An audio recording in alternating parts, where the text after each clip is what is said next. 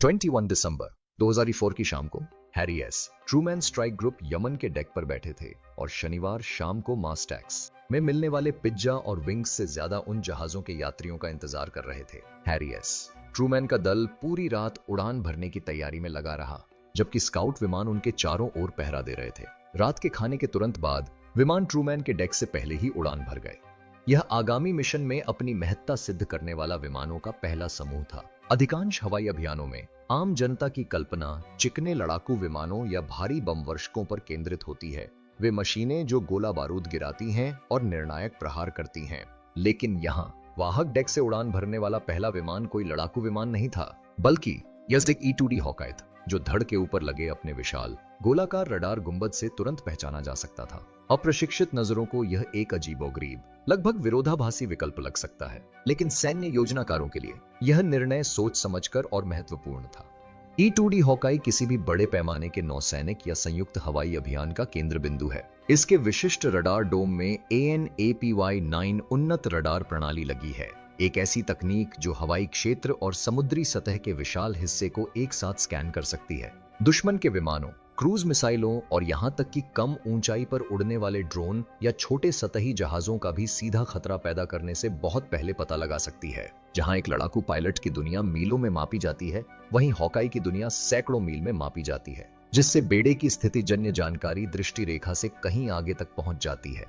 Hawkeye को पहले launch करना केवल प्रक्रियागत नहीं है, यह पूरे स्ट्राइक पैकेज की सफलता का आधार है। पहले लड़ाकू विमान के डेक से उतरने से पहले, बमवर्षक के अपनी रन इन लाइन पर पहुंचने से पहले युद्ध क्षेत्र का मानचित्रण, खतरों की पहचान और एक वास्तविक समय की हवाई तस्वीर तैयार करना आवश्यक है। हॉकाई का दल, जिसमें आमतौर पर पायलट और उच्च प्रशिक्षित रडार अधिकारी शामिल होते हैं, डेक से उतरते ही यह तस्वीर बनाना शुरू कर देते हैं। कुछ ही मिनटों में उनका रडार स्वीप युद्ध क्षेत्र का एक डिजिटल मानचित्र तैयार कर देता है। मित्र विमान, अज्ञात संपर्क, संभावित खतरे और शत्रु इकाइयां, सभी को चिह्नित और ट्रैक किया जाता है। इसका महत्व अतिशयोक्तिपूर्ण नहीं है। आधुनिक हवाई युद्ध केवल गति या मारक क्षमता के बारे में नहीं है, यह सूचना प्रभुत्व के बारे में है। आगामी मिशन में हॉकाई की भूमिका हवाई क्वार्टरबैक के रूप में कार्य करना था, जो लड़ाकू विमानों, टैंकरों, बमवर्षकों और यहां तक कि मानव रहित प्रणालियों को भी सटीकता से निर्देशित करता था। इस संरचना का प्रत्येक विमान, चाहे वह गुप्त F-35C हो या भारी हथियारों से lace FA-18 super hornet, mission के मध्य अपडेट, वेक्टरिंग निर्देशों और बदलते खतरों के बारे में अलर्ट के लिए हॉकाई पर निर्भर करेगा। इसके बिना प्रत्येक विमान एक बुलबुले में काम करेगा, पूरी तरह से अपने ऑनबोर्ड सेंसर पर निर्भर करेगा, जो हालांकि उन्नत हैं, हॉकाई के रडार के पैनोरामिक कवरेज की बराबरी नहीं कर सकते। इसके अलावा NAP-9 रडार चुनौतीपूर्ण परिस्थितियों में अद्वितीय लाभ प्रदान करता है। पानी के ऊपर, जहां रडार की अव्यवस्था एक समस्या हो सकती है, इसकी उन्नत सिग्नल प्रोसेसिंग इसे कम उड़ान वाले लक्ष्यों का पता लगाने में सक्षम बनाती है, जो अन्यथा दरारों से बच सकते थे। आधुनिक खतरों जैसे कि जहाज रोधी क्रूज मिसाइलें, झुंड में उड़ते ड्रोन या स्टील्थ विमान के विरुद्ध हॉकाई बेड़े के लिए पूर्व चेतावनी कवच का काम करता है। इस मिशन में, जहां परिचालन वातावरण के चुनौतीपूर्ण और गतिशील होने की उम्मीद थी, यह कवच वैकल्पिक नहीं था, यह आवश्यक था। पहले प्रक्षेपण करके हॉकाई यह भी सुनिश्चित करता है कि हमले की सामग्री के प्रवेश से पहले हवाई क्षेत्र को सैनिटाइज कर लिया जाए। इसमें उन शत्रु विमानों का पता लगाना और उन पर नजर रखना शामिल है जो हमले के पैकेज को रोकने का प्रयास कर सकते हैं। सतह से हवा में मार करने वाली मिसाइल SM के प्रक्षेपण स्थलों की पहचान करना और संभावित इलेक्ट्रॉनिक युद्ध गतिविधि की निगरानी करना शामिल है। यदि दुश्मन के लड़ाकू विमान दूर के हवाई क्षेत्र से उड़ान भरना शुरू करते हैं, तो हॉकाई उन्हें सैकड़ों किलोमीटर दूर से ही देख सकता है, जिससे मित्र सेनाओं को जवाब देने का समय मिल जाता है, या तो एस्कॉर्ट्स को पुनर्निर्देशित करके या हमले के मार्ग को पूरी तरह से बदलकर। लेकिन E-2D की क्षमताएं केवल पता लगाने तक ही सीमित नहीं है। इसका संचार सूट अपने आप में युद्ध क्षेत्र में एक गुणक है। एक हवाई कमान चौकी के रूप में कार्य करते हुए हॉकाई सतह पर तैनात जहाजों, पनडुब्बियों, जमीनी इकाइयों और अन्य विमानों के साथ वास्तविक समय में समन्वय स्थापित कर सकता है और विभिन्न संपत्तियों को एक एकीकृत युद्ध नेटवर्क में जोड़ सकता है। आगामी मिशन के संदर्भ में इसका अर्थ था वाहक आधारित लड़ाकू विमानों को जमीनी बमवर्षकों के साथ समन्वयित करना, उपग्रहों और ड्रोनों से प्राप्त खुफिया जानकारी को एकीकृत करना और उच्च कमान के आदेशों को सीधे हवा में मौजूद हमलावरों तक पहुंचाना। मनोवैज्ञानिक पहलू पर भी ध्यान देना जरूरी है। जब हॉकाई हवा में होता है तो उस फॉर्मेशन में मौजूद हर पायलट को पता होता है कि एक मार्गदर्शक हाथ बड़ी तस्वीर पर नजर रख रहा है। इससे लड़ाकू पायलट अपने विशिष्ट कार्यों पर ध्यान केंद्रित कर पाते हैं। बम वर्षकों का अनुरक्षण, दुश्मन के विमानों से भिड़ना या हवाई सुरक्षा को दबाना बिना लगातार व्यापक परिचालन परिदृश्य पर ध्यान दिए। आधुनिक हवाई युद्ध की अराजकता में श्रम का यह विभाजन महत्वपूर्ण है। इस मिशन में सबसे पहले हॉकाई को लॉन्च करने का निर्णय इस मुठभेड़ की संभावित जटिलता को भी दर्शाता था। खुफिया जानकारी से संकेत मिला था कि दुश्मन एक स्तरित रक्षा प्रणाली तैनात कर सकता है, जिसमें पुराने रडार निर्देशित एसएएम सिस्टम को नई मोबाइल मिसाइल बैटरियों के साथ मिलाया जाएगा और उसे बिखरे हुए ठिकानों से संचालित लड़ाकू विमानों का समर्थन प्राप्त होगा। हॉकाई की इन सभी खतरों का एक साथ पता लगाने और उन पर नजर रखने की क्षमता और साथ ही उस जानकारी को स्ट्राइक पैकेज में भेजने की क्षमता का मतलब था कि ऑपरेशन को तुरंत अनुकूलित किया जा सकता था। अगर कोई मिसाइल बैटरी सक्रिय हो जाती तो हॉकाई EA-18G ग्रोलर्स जैसे इलेक्ट्रॉनिक युद्धक विमानों को भेजकर उसे जाम या दबा सकता था। और दुश्मन के लड़ाकू विमान उड़ान भरते तो खतरे के हथियारों की सीमा में आने से पहले ही एस्कॉर्ट्स को फिर से तैनात किया जा सकता था। दूसरे शब्दों में हॉकाई सिर्फ एक पर्यवेक्षक नहीं था, यह एक हवाई सिम्फनी का संचालक था जो यह सुनिश्चित करता था कि प्रत्येक वादक सही स्थिति में रहे, प्रत्येक स्वर सही समय पर बजे तथा दुश्मन को प्रदर्शन में बाधा डालने का कभी मौका न मिले। इसलिए भले ही आम जनता नाटकीय दृश्यों के लिए स्टील्थ जेट और भारी बम वर्षकों की ओर देख रही हो, लेकिन जानकार लोग समझते हैं कि आकाश में हॉकाई की शांत व्यवस्थित उपस्थिति ही उन नाटकीय क्षणों को संभव बनाती है। लड़ाकू विमानों को सुर्खियां तो मिल सकती हैं, लेकिन हॉकाई के बिना वे तूफान में अंधाधुंध उड़ान भर रहे होंगे। उस दिन जब इंजनों का पहला सेट गर्जना कर रहा था और विमान डेक से नीचे हवा में लुढ़क रहा था, तो हॉकाई ही आगे चल रहा था। इसलिए नहीं कि वह पहली गोली दागेगा, बल्कि इसलिए कि वह यह सुनिश्चित करेगा कि उसके बाद की हर गोली गिनी जाए। जैसे आप असल दुनिया में बिना सोचे समझे किसी लड़ाई में नहीं पड़ना चाहते, वैसे ही ऐसे हमलों पर भी यही बात लागू होती है। हॉकाई में 300 समुद्री मील से भी ज्यादा दूरी से दुश्मन के रडार बीम को स्कैन करने की क्षमता है। इसका मुख्य उद्देश्य स्ट्राइक ग्रुप को दुश्मन के रक्षा ठिकानों के बारे में बताना और युद्ध के लिए जगह तैयार करना है। हॉकाई 300 नॉटिकल मील की दूरी तक दुश्मन के विमानों का भी पता लगा सकता है। इसके बाद यह सारा डेटा 16 के जरिए रियल टाइम में स्ट्राइक ग्रुप को भेज दिया जाता है। इससे ट्रूमैन पर मौजूद कमांडरों को पता चल जाता है कि उनका सामना किससे होने वाला है। ऐसा इसलिए है क्योंकि हूतियों के पास उनके घटिया प्रचार वीडियो और घटिया मार्चिंग के बावजूद विदेशी सैन्य सहायता के कारण कई हथियारों की कमी है। पिछले कुछ दशकों से यमन में फैले अनियंत्रित फैलाव के कारण हूती वायु रक्षा प्रणाली को बड़ी हिस्सेदारी हासिल करने में सफलता मिली है। हालांकि इन प्रणालियों की संख्या, गुणवत्ता और क्षमता में बहुत अंतर है, फिर भी हूतियों का इतना बड़ा हिस्सा होना आश्चर्यजनक है। उदाहरण के लिए हूतियों की सबसे आम वायु रक्षा प्रणाली सोवियत पोर्टेबल स्टेलर सिस्टम और स्ट्रेला के चीनी और ईरानी क्लोन हैं। इसके अलावा हूतियों के पास सैकड़ों विमान रोधी बंदूकें हैं। हालांकि यह प्रणाली केवल कम उड़ान वाले विमानों के खिलाफ ही प्रभावी है। ऊंचाई पर विमानों को निशाना बनाने के लिए हूतियों ने सोवियत SA-2, SA-3 और SA-6 प्रणालियों की तरह हवा से हवा में मार करने वाली मिसाइलों या SAM का मिश्रण हासिल कर लिया है। इसके अलावा उन्होंने ईरान से दान की गई एसएम जैसी सईद परिवार की मिसाइलें भी हासिल कर ली हैं और हूतियों ने दिखा दिया है कि वे इनका इस्तेमाल करने में बहुत माहिर हैं। पिछले कुछ सालों में हूतियों ने कई सऊदी विमानों को क्षतिग्रस्त या नष्ट कर दिया है और कई अमेरिकी रीपर ड्रोनों से कम 50 ड्रोनों को मार गिराया है। इसलिए यमन पर हमला इराक या अफगानिस्तान जैसी जगहों पर हमला करने जैसा नहीं है, लेकिन यह सब योजना का हिस्सा है। एक बार जब हूती सभी एसएम ठिकानों को पहचान लेते हैं, क्योंकि उनमें से कई गतिशील हैं और हमेशा पिछली बार जैसी स्थिति में नहीं होते, तो ट्रूमैन पर कमांडर स्ट्राइक पैकेज आखिरी उड़ान हो सकता है। ट्रूमैन के डेक से अगली उड़ान E-818 ग्रोलर की है। सुपर हॉर्नेट के एयर फ्रेम पर आधारित यह विमान स्ट्राइक पैकेज का अगला महत्वपूर्ण हिस्सा है। हालांकि इस विमान में AIM-120M रैम मिसाइलें लगी होती हैं, लेकिन इनका मुख्य उद्देश्य दुश्मन के विमानों को मारना या किसी लक्ष्य पर बम गिराना नहीं है, बल्कि इनका मुख्य उद्देश्य सुपर हॉर्नेट के लिए रास्ता साफ करना है। ये कुछ अद्भुत तकनीकों का इस्तेमाल करके ऐसा करते हैं। अगर आप पंखों के ऊपरी हिस्से को देखें तो आपको 2 बम दिखाई देंगे। हालांकि यह बम नहीं, बल्कि एक ALQ-99 जैमिंग पॉड है। इन पॉड्स का उद्देश्य दुश्मन के वायु रक्षा रडार को विभिन्न तरीकों से अंधा करना है। परिस्थिति के अनुसार, उदाहरण के लिए, अगर पायलट को पता है कि उसका सामना किस एयर डिफेंस रडार से है, तो हॉकाई के पिछले प्रहार से पायलट दुश्मन के रडार की फ्रीक्वेंसी को शोर से ओवरलोड करके उसे बेकार कर सकता है। अगर पता नहीं है या रडार की फ्रीक्वेंसी बदल जाती है, तो पायलट जैमिंग का इस्तेमाल कर सकता है। जिससे कई फ्रीक्वेंसी पर एक शक्तिशाली ऊर्जा विस्फोट भेजा जाता है। या अगर पायलट वाकई उन्हें चकमा देना चाहता है तो वह धोखे से जैमिंग का विकल्प चुन सकता है, जिससे असल में दुश्मन के रडार साइट्स पर गलत डेटा भेजा जाता है, जिससे विमान की मिसाइलें नष्ट हो जाती हैं। और यह ग्रोलर के लिए उपलब्ध सबसे आसान विकल्प है। इसके अलावा ग्रोलर में AGM-88 high speed anti radiation मिसाइलें या HOM मिसाइलें भी हैं। HOM मिसाइलों का एकमात्र उद्देश्य किसी भी दुश्मन के रडार एमिटर पर हमला करना या उसे नष्ट करना है। रडार के अभाव में जमीन पर बचे सभी SAM सिर्फ हाइरिक पेपरवेट बनकर रह गए हैं। ग्राउलर हॉकाई वायु रक्षा के मध्य से पूरे ऑपरेशन पर नजर रखता है। रात की आखिरी उड़ान शुरू होती है। यहीं पर FA-18 सुपर हॉर्नेट की भूमिका आती है। FA-18 सुपर हॉर्नेट ज्यादातर होथी सिस्टम की पहुंच से दूर रह सकते हैं। हालांकि चूंकि ज्यादातर होथी हथियार कम ऊंचाई पर उड़ान भरने के लिए तैयार होते हैं, इसलिए सुपर हॉर्नेट ज्यादातर होथी सिस्टम की पहुंच से दूर रहेगा और ग्रोलर अपने रास्ते में आने वाले किसी भी एमिटर को जाम कर देगा या नष्ट कर देगा। अब रास्ता साफ है। F-18 का पतवार अपने लक्ष्य की ओर बढ़ता है। एक पहाड़ी पर जमीनी मिसाइल निरोधक केंद्र, एक कमांड पोस्ट जो दूसरे को लक्ष्य से जुड़े आंकड़े भेजती है और दोनों को जोड़ने वाला एक पुल। जैसे ही F-18 के पायलट लक्ष्य के पास पहुंचते हैं, उन्हें अचानक रेडियो पर कुछ तेज आवाजें सुनाई देती हैं।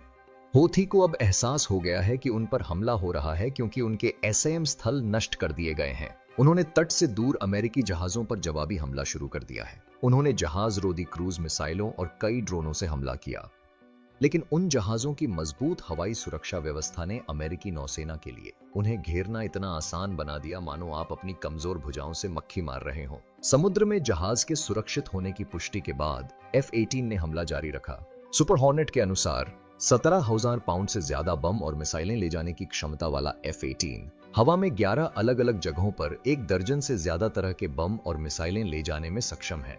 लेकिन आज रात के मिशन के लिए F-18 में सह निर्देशित हमलावर हथियारों और नीले 109 बंकर बस्टर्स का मिश्रण होने की संभावना है। संयुक्त निर्देशित हमला हथियार या JDM एक GPS मार्गदर्शन किट है जो MK-82 बमों से जुड़ा होता है ताकि उन्हें स्मार्ट बमों में बदला जा सके। यह मानक 500 पाउंड का बम जमीन पर मौजूद बुनियादी ढांचे को नष्ट करने के लिए बेहतरीन है, लेकिन जमीन के नीचे के लक्ष्य के लिए नीला 109 एक 2000 पाउंड का बम है जो 4 से 6 फीट कंक्रीट या 15 से 20 फीट जमीन और पत्थर को आसानी से गिरा सकता है। क्योंकि हमले के दौरान हूतियों ने अपने हथियार जमीन के नीचे कुछ फीट गहराई में गाड़ दिए हैं, इसलिए पायलट अपने हथियारों के साथ एक जगह से दूसरी जगह जाएंगे, क्योंकि कोई भी विमान बंकर अकेले नष्ट नहीं किया जा सकता। लेकिन जब एक दर्जन या उससे ज्यादा बंकर बस्टर उन पर हमला करेंगे तो हथियार रखने की जगह कमांड पोस्ट में विस्फोट होगा।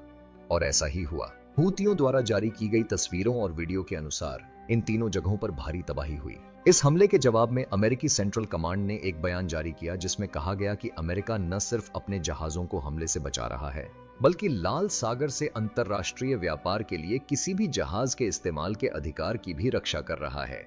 लेकिन हूती हमले क्यों कर रहे हैं? नवंबर 2023 से हूती लाल सागर और अदन जलडमरू मध्य में 100 से ज्यादा सैन्य और व्यावसायिक जहाजों पर हमला कर चुके हैं। उनका दावा है कि वे ऐसा इसलिए कर रहे हैं क्योंकि वे 7 अक्टूबर को गाजा में हमास से लड़ रहे इजरायली सैनिकों के साथ एकजुटता दिखाना चाहते हैं। ये हमले एक बड़ी समस्या हैं और इनकी वजह से दुनिया के सबसे महत्वपूर्ण जलमार्ग स्वेज नहर से होने वाले अंतरराष्ट्रीय व्यापार में 45% की गिरावट आई है। इन आतंकवादी हमलों के जवाब में अमेरिकी नौसेना ने दिसंबर 2023 में ऑपरेशन प्रॉस्पेरिटी गार्जियन शुरू किया। यह अभियान अमेरिका के नेतृत्व में एक बहुराष्ट्रीय टास्क फोर्स द्वारा चलाया जा रहा है, जिसमें भाग लेने वाले राष्ट्रीय जहाज, विमान और अन्य उपकरण सहायता प्रदान करते हैं। अमेरिका अदन जलडमरू मध्य और बॉब अलमन जलदामारू के आसपास के उच्च जोखिम वाले क्षेत्रों में जहाजों को बचाने के लिए नेतृत्व कर रहा है। लेकिन इन प्रयासों के बावजूद हूतियों ने न केवल जहाजों पर बल्कि इजराइल में क्रूज मिसाइलों और ड्रोनों पर भी हमला जारी रखा है। इसलिए जब भी अमेरिकी नौसेना को हथियार वितरण केंद्रों और कमान एवं नियंत्रण केंद्रों के बारे में अच्छी जानकारी मिलती है तो वह लगातार हूतियों पर निशाना साधती है। हालांकि चूंकि नौसेना समुद्र से पूरी हूती सेना को खत्म करने की उम्मीद नहीं कर सकती, इसलिए उसका लक्ष्य उनके बुनियादी ढांचे जैसे मिसाइल अड्डे, रडार अड्डे और अमेरिकी जहाजों पर प्रतिक्रिया देने वाले कमान केंद्र को नष्ट करना है। उदाहरण के लिए अक्टूबर 2024 में वायुसेना के 2 बमवर्षकों के हमले में 5 जमीनी हथियार वितरण केंद्र नष्ट हो गए थे। लेकिन यमन में हूतियों के खिलाफ ये जवाबी हमले कई लोगों की सोच से कहीं ज्यादा जटिल और संभावित रूप से हानिकारक हो सकते हैं, क्योंकि हाल के महीनों में भू राजनीतिक परिदृश्य बदल गया है। सैन्य योजनाकारों की नजर में जो कभी एक सीधा साधा बदला बदला सा कदम था, अब वह शतरंज की बिसात परवार है, जहां हर चाल का असर युद्ध के मैदान से कहीं आगे तक होता है। हूती कोई अकेली ताकत नहीं है जो सिर्फ स्थानीय शिकायतों या कबायली विवादों से उभरी हो। कई मायनों में वे अरब प्रायद्वीप में ईरानी शक्ति का एक प्रक्षेपण है। इस समूह की स्थिरता और कई मायनों में इसकी बढ़ती ताकत सीधे तौर पर ईरानी रिवॉल्यूशनरी गार्ड कॉर्प्स IRGC से मिलने वाले समर्थन से जुड़ी है। यह सिर्फ हथियारों की खेप तक ही सीमित नहीं है, यह सैन्य सहायता के एक व्यापक पैकेज के बारे में है। ईरान ने हूतियों को उन्नत मिसाइल तकनीक, विषम युद्ध का प्रशिक्षण, अंतरराष्ट्रीय प्रतिबंधों को दरकिनार करने वाली वित्त पोषण पाइपलाइनें और यहां तक कि इन उपकरणों को अपने व्यापक रणनीतिक लक्ष्यों में कैसे एकीकृत किया जाए, इस बारे में परिचालन मार्गदर्शन भी प्रदान किया है। यह रिश्ता रातों रात नहीं बना। पिछले एक दशक में तेहरान ने हूतियों को एक स्थानीय उग्रवाद से एक क्षेत्रीय शक्ति में बदल दिया है, जो न केवल सऊदी अरब की दक्षिणी सीमाओं बल्कि लाल सागर और अदन की खाड़ी में समुद्री नौवहन मार्गों के लिए भी खतरा बन सकता है। IRGC ने लंबे समय से यमन के महत्व को एक रणनीतिक दबाव बिंदु के रूप में पहचाना है। यह दुनिया के कुछ सबसे महत्वपूर्ण नौवहन मार्गों पर स्थित है और यहां कोई भी व्यवधान वैश्विक शक्तियों को ध्यान देने के लिए मजबूर करता है।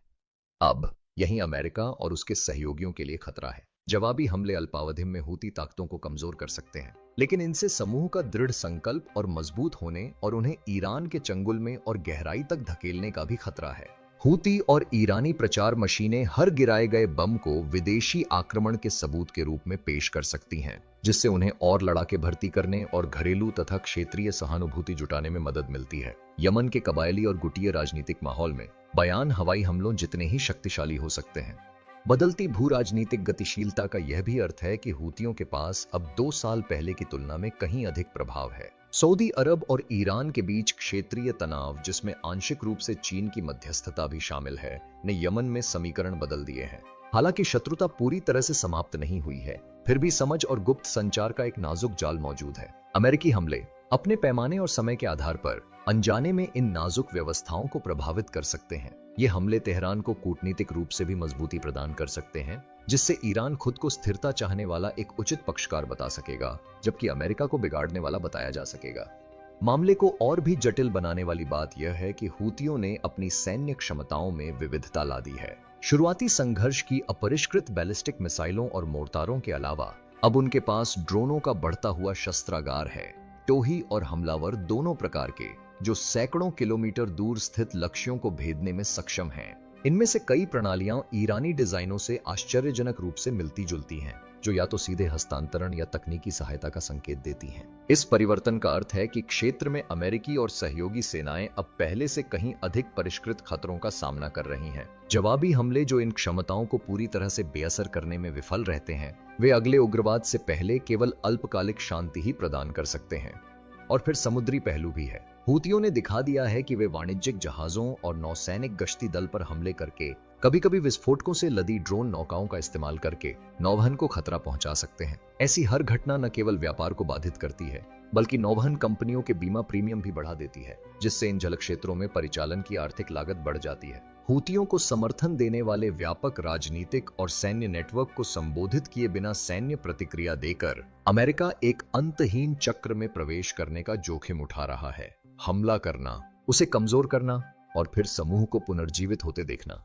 संक्षेप में, समस्या सिर्फ हूतियों के अस्तित्व की नहीं है, बल्कि यह है कि उनका अस्तित्व ईरान की दीर्घकालिक क्षेत्रीय रणनीति का हिस्सा है। IRGC का समर्थन यह सुनिश्चित करता है कि हूती सिर्फ यमनी समस्या ही नहीं, बल्कि एक क्षेत्रीय समस्या भी बने रहें। अमेरिका बिना किसी समानांतर कूटनीतिक या रणनीतिक नियंत्रण योजना के जितना ज्यादा सैन्य बल बढ़ाएगा, ईरान के हाथों में खेलने का जोखिम उतना ही ज्यादा होगा। हर हमले को सिर्फ तात्कालिक सामरिक फायदों के साथ नहीं, बल्कि दीर्घकालिक रणनीतिक परिदृश्य के साथ भी तौला जाना चाहिए, जहां तेहरान यमन को आने वाले वर्षों के लिए अमेरिका और उसके सहयोगी सैन्य संसाधनों को बांधने के एक किफायती तरीके के रूप में देखता है। इस समर्थन को शेल कंपनियां बनाने के लिए एक गुप्त और अधूरी जगह माना जाता है। इसके अलावा ईरान समर्थित जहाजों की मौजूदगी, धन का दान और हूतियों के गठन को यमन वापस भेजे गए सैनिकों को ईरान में प्रशिक्षित करने के एक तरीके के रूप में देखा जाता है। हालांकि हूतियों का दावा है कि वे ईरानी प्रभाव से मुक्त हैं, लेकिन यह सच्चाई से कोसों दूर है। हूतियों और ईरानियों के बीच बस नाम का ही अंतर है। तेहरान में वरिष्ठ प्रमुख उनके सभी मामलों का निर्देशन करते हैं और हूतियों द्वारा की जाने वाली कोई भी स्वतंत्र कार्रवाई ईरान के प्रति उनकी वफादारी दिखाने के लिए होती है। फिलहाल के लिए अलविदा।